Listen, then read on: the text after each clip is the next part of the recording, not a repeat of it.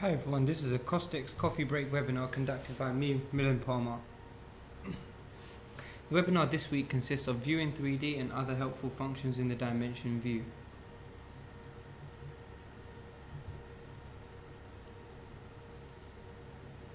So CostX is a takeoff and estimating solution where one is able to add drawings of many different file types. These file types would include PDFs, 2D and 3D CAD files, and BIM models. It's a fully integrated application residing on a single database.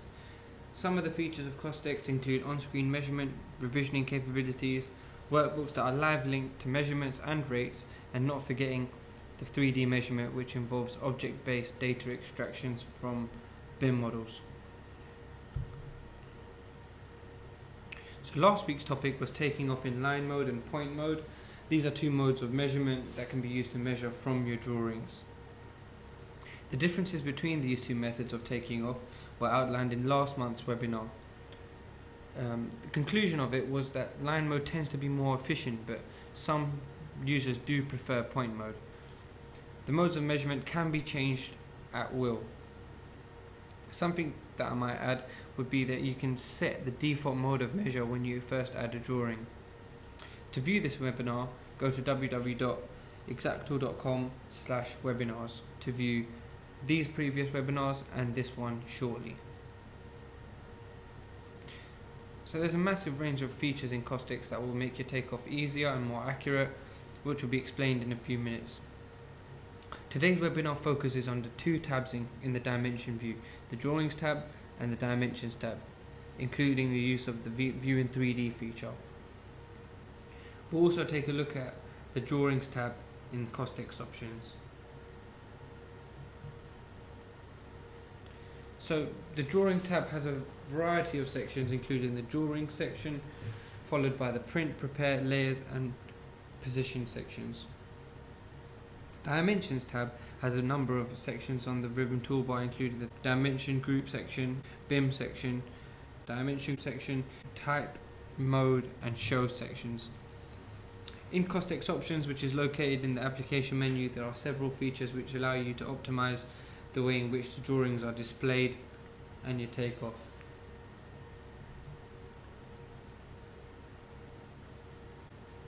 Okay, so now we're going to see the various groups in the drawings and dimensions tab, and we're going to demonstrate.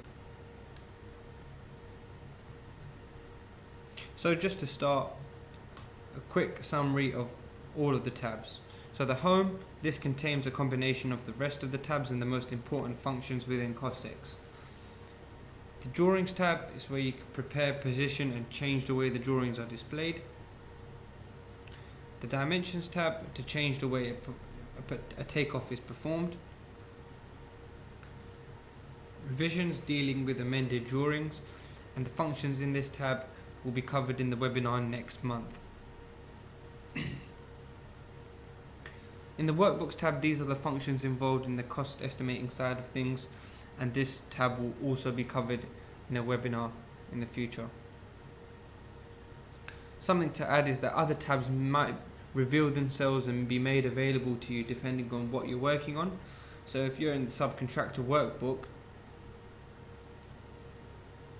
you'll notice a tab that appears for that particular module. Same with secondary quantities, that might be another tab that reveals itself. So now, after clicking on the drawings tab, I'm going to just run through this ribbon and explain what each of the buttons do. So in the drawing section, we've got add. You'd use this to add one of your drawings, PDFs, the properties for that particular drawing, where you're able to assign a scale, tick some extra options, add additional, and then click invert. You can use these shortcuts here.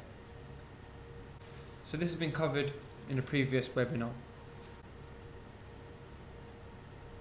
In the position group, if I'm just zoomed in here and I click reset view, this is a current view. So if I use the layers, and just get some sanitary fixtures, I'm able to save this view, call it sanitary fixtures.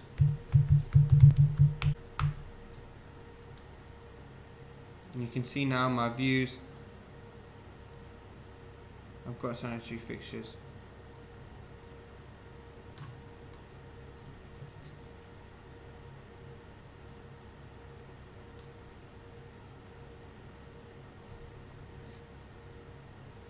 The other buttons in the display tab are bin related, so if we open up a 3D model, you'll notice how these are now illuminated.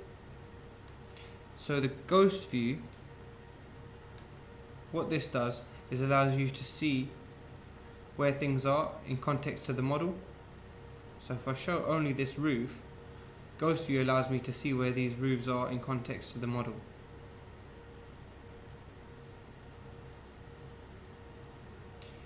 Another view is transparent. This allows you to see objects within the model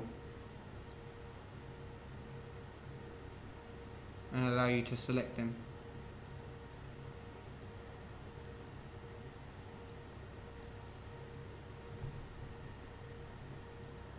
Wireframe and shaded are another two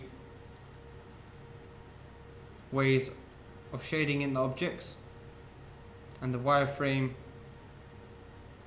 so the outline of the objects, whether it's shown or not. Text and hatching, again we're going to go back to the DWG, and hatching could be a way to increase performance of some files and just simply remove the hatching from the DWG. Text, again we can turn on and off the text within the DWG.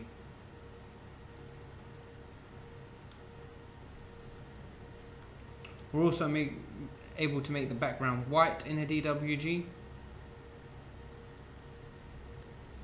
And then moving on to the drawings tool group, this allows you to compare your drawing to another drawing, and they will overlay and layers will appear, which allows you to clearly see the differences between the two drawings. This will be covered also in a future webinar. We've got the measure distance tool here as well, and this allows you to check measure to see if you've scaled the drawings, for example, or holding the control key as well allows you to have angles.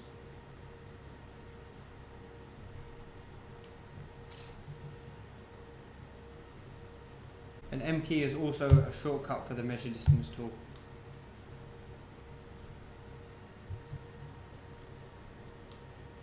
So the view in 3D feature allows you to have a visual representation of what you've been measuring.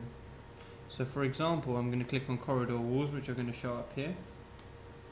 I click view in 3D.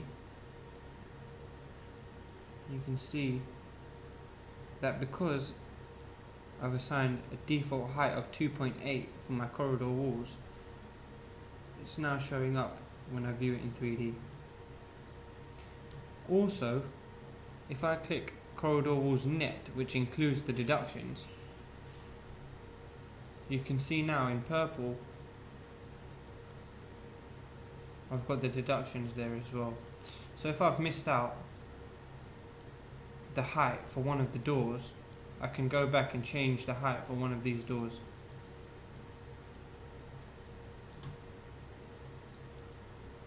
The drawing cache button, what that does is save the drawing to the local disk for better accessibility and performance.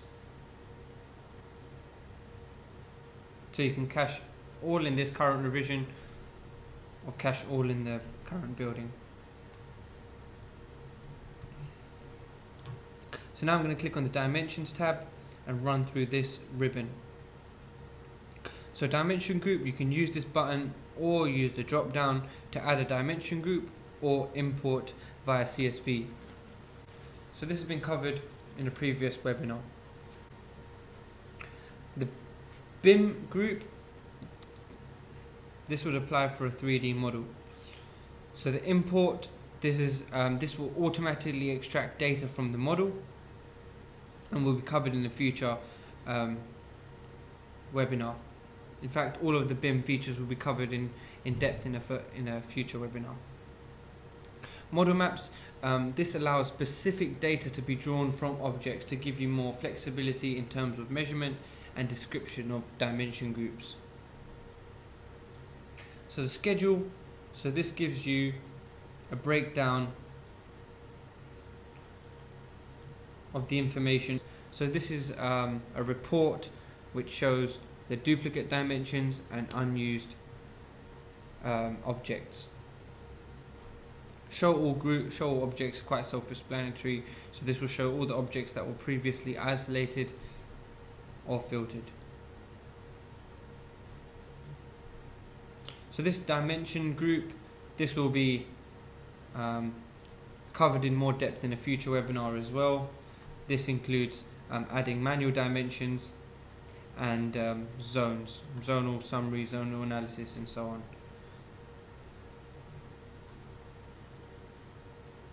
So in terms of our type group, there are 3 buttons here: positive, negative, and both. As you measure, positive will be the default measure mode. Negative would apply for deductions, like you can see here, our purple deduction for the doors. This could all work for any kinds of voids that you want to make from a particular dimension group. Then we've got line mode and point mode. This was covered in the previous webinar, and like we said, line mode is generally more efficient than point. You'll notice that object is grayed out, so this applies for 3D models, and you can see it's now illuminated, enable us to measure objects.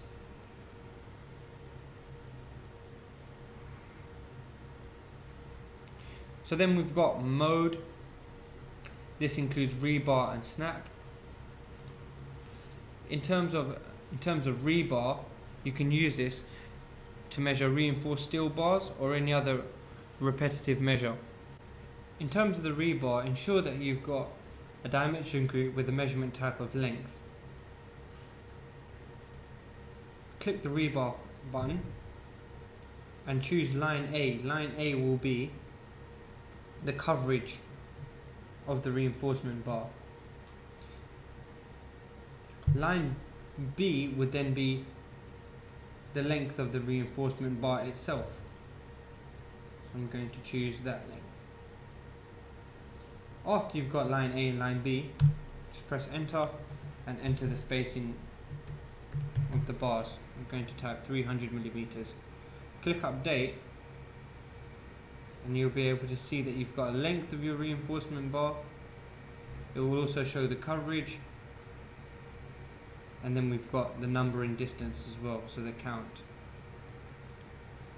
If you right click, you can set spacing, and you can also add an extra distance per bar for hooks or adjustments.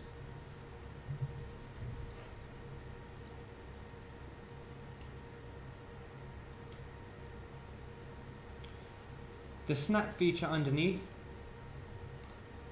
this allows you to connect to certain vertices and corners.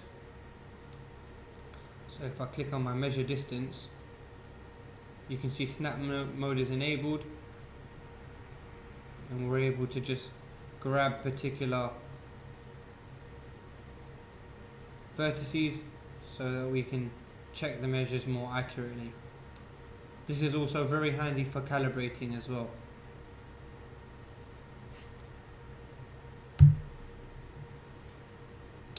In the show group, we're going to start with overlaps. And we've got our single internal fire doors measured. I'm going to measure the same two doors. And then when I select multiple dimension groups, so this one and the one I just measured, if I click overlaps now, you'll notice the yellow dimensions, and this indicates that the doors are in fact overlapping.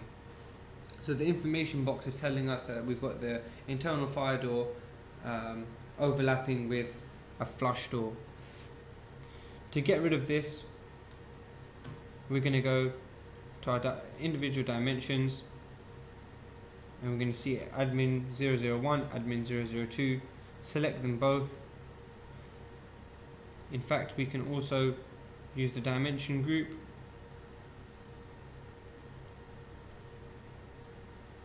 to split them up, and I can just choose the flush door and delete the dimensions. Turn on overlaps, and you can see now I won't have any yellow dimensions which indicate an overlap. The measured feature, so this works well to temporarily hide objects that have been measured. So for example, I've got sanitary fixtures, and you can see that they're measured in green. This is measuring by deduction and allows you to hide what you've already measured. We've also got legend, and if I show multiple doors like this in different colors, you can see the different colors relate to that type of door with the dimension group and the count or length that applies, the quant that applies.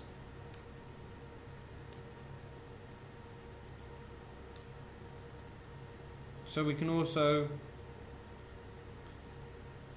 output labels, increase and decrease the size of them, and then we can also add markups as well. So we'd right click the drawing and create a markup and say insert fire door.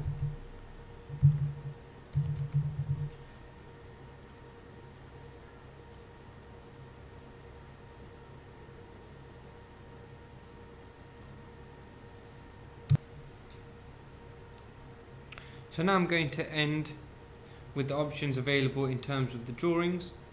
So I click the application menu, click CostX options, and then the drawings tab. So first we'll start with the general area, and then we've got graphics drivers. So this allows the method of CostX, allows you to change the method CostX uses to display the graphics. So we've got three options: OpenGL, Direct 3D, and software. In terms of optimized images, this is used to specify whether CostX uses the graphics card's capabilities to optimize the display image based drawing files. So optimized panning, this is also changes how drawings are represented on the screen as a temporary state whilst they're being panned. So this how it moves in relation to the drawing window. Use UNC file name, so this is a universal naming conventions, so that would be basically the drawing location, so the path of the drawing location instead of the actual drawing name. Open BIM drawings, so this is basically when you first open a BIM model, will it show all the objects by default, or will it show the last visible objects before when it was closed? So show hatching and show text, these are something that you can check to show hatching as soon as you open a DWG, and to show the text. You might want to disable the hatching just so that it increases the speed and you can load your DWG much quicker. Quantities in legend, that applies to for what I just showed. So you can see in the legend there were quants next to the dimension groups in the legend. You can toggle this on and off. Current line info, so and extended crosshairs, I can show this now. If I click OK, just restart CostX.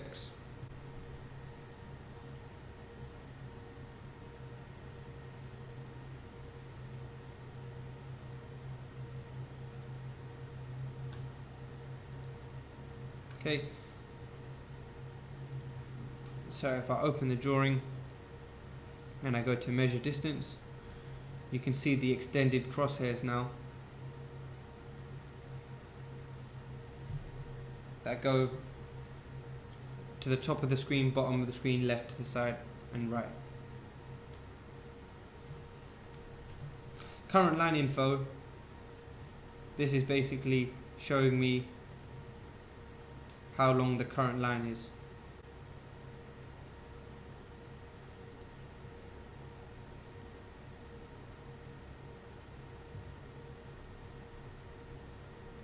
And you can see there in the information box. And we've got multi-level folders. So this determines whether, when a backslash is used, if multiple folders are multi-level folders are going to be created, or the backslash is just used as a text character to add to the description of a dimension group or a folder. So dimensions, properties on add, you might want to do this if you make multiple measurements and you want to be able to change the name of each one. So properties on